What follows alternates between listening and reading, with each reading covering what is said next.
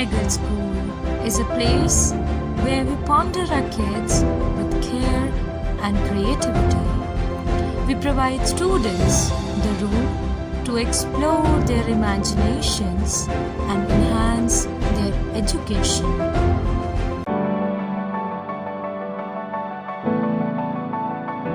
On swings and slides, up and down, our little learners grow, learning life's rhythm, high and low. Where plays the seed and skills the tree that grow.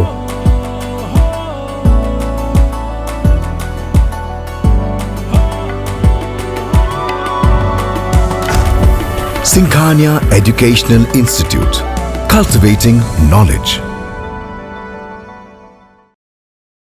आज इस भरे सदन में मैं सर्वप्रथम संविधान के रचयिता बाबा भीमराव अंबेडकर जी को नमन करती हूँ, जिन्होंने आर्टिकल 25 में हमें ये अधिकार दिया, स्वतंत्र धर्म का सम्मान अधिकार और हर आस्था का सत्कार। और इसी के नाते आज पूरे देश में और प्रदेश में हमारे बीच में कुंभ का महापर्व जो रहा, उसमें पूरे देश से लोग आए।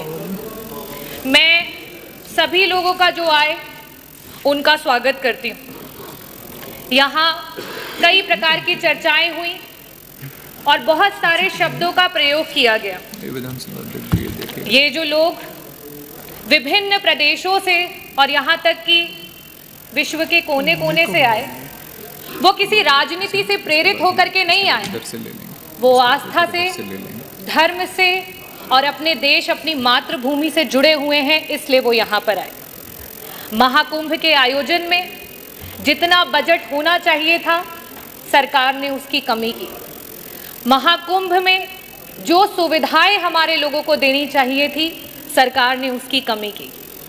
वहाँ पे गिद्ध नहीं गए थे, वहाँ पे सुअर नहीं गए थे, वहाँ पे इस देश में आस्था रखने वाले, इस देश को लोकतांत्रिक समझने वाले, इस देश में भाईचारे को आगे लेकर के जाने वाले लोग वहाँ पे पहुँचे थे।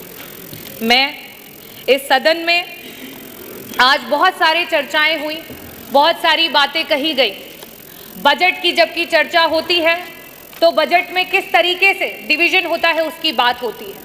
अभी सत्र में कुछ दिन पहले बात हुई कि अंग्रेजी में विधायकगण अपने भाषण दे सकते हैं, लेकिन जब आपके बजट में एलोकेशन की बात आती है, शिक्षा की बात आती है, जो हमारे बच्चे प्राइमरी स्कूल में पढ़ रहे हैं, जिनकी नींव अंग्रेजी से शुरू नहीं होगी, तो वो आगे जाकर के आपके अंग्रेजी में दिए हुए भाषणों को नहीं समझ पाएंगे। लेकिन आप क्या काम कर रहे हैं? जहां 15% कहीं आपकी सरकार बजट दे रही थी, आज शिक्षा में वो बजट गिरा करके 13% पे आ चुका है। ये स्थिति है।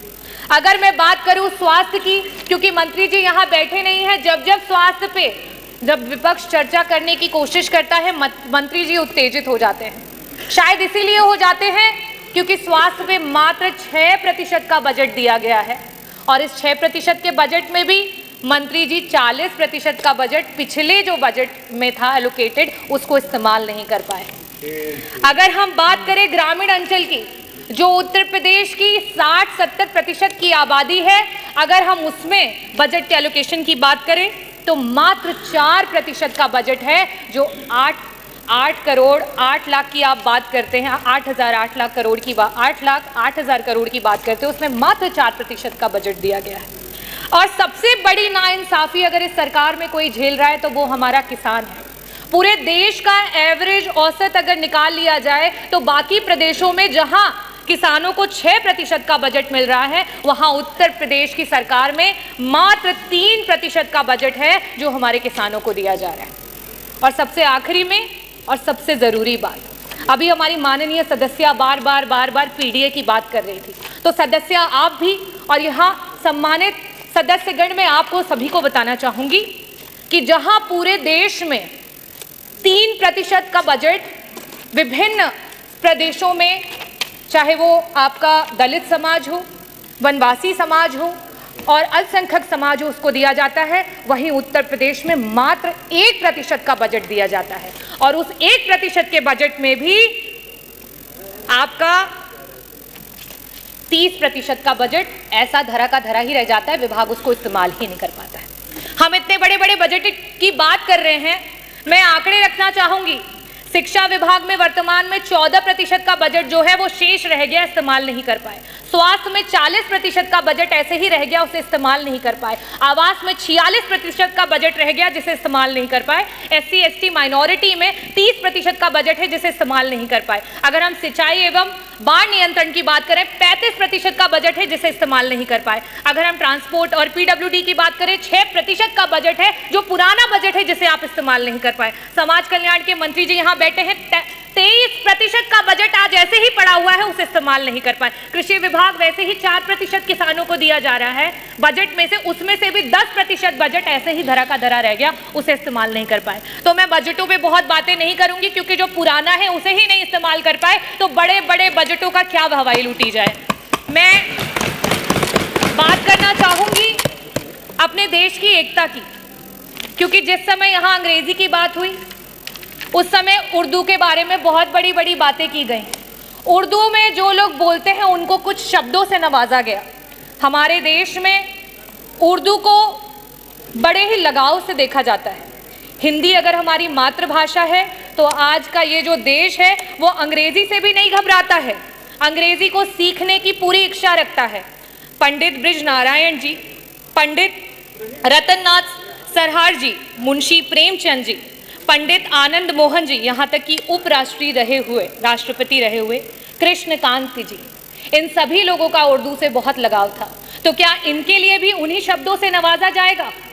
मैं आखिरी में सिर्फ यही कहना चाहती हूँ, ये विकसित देश है, ये प्रगतिशील देश है, और ये युवाओं का देश है, और युवाओं की यही आवाज़ है कि रावण नहीं हम पलने देंगे साधुओं के वेश में, रावण नहीं हम पलने देंगे साधुओं के वेश में, अफजल नहीं पनपने देंगे अब्दुल कलाम के देश में, हिंदू हो या मुसलमान अब शीश नहीं कटने देंगे, कसम तिरंगे झंडे की अब ये देश नहीं बंटने देंगे। जय भीम, जय भारत, बहुत बहुत धन्यवाद। Sai Sanjeevani hospital, station road, Sitapur. Sitapur का पहला मल्टी स्पेशलिटी हॉस्पिटल, जहां आपको जनरल फिजिशियन, हड्डी रोग, स्त्री रोग, जनरल सर्जरी, नाक कान गला और न्यूरो के डॉक्टर उपलब्ध हैं।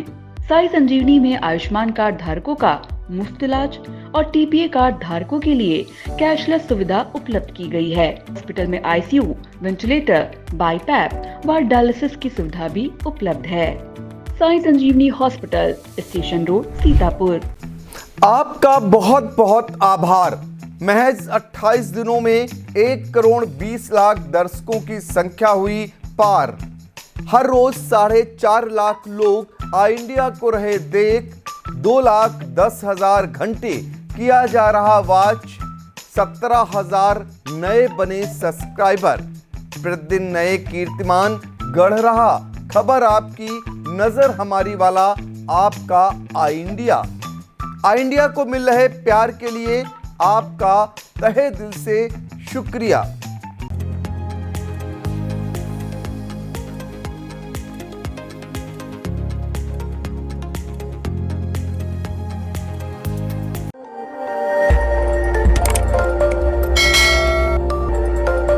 खबर आपकी, नजर हमारी। देखते रहिए आई इंडिया।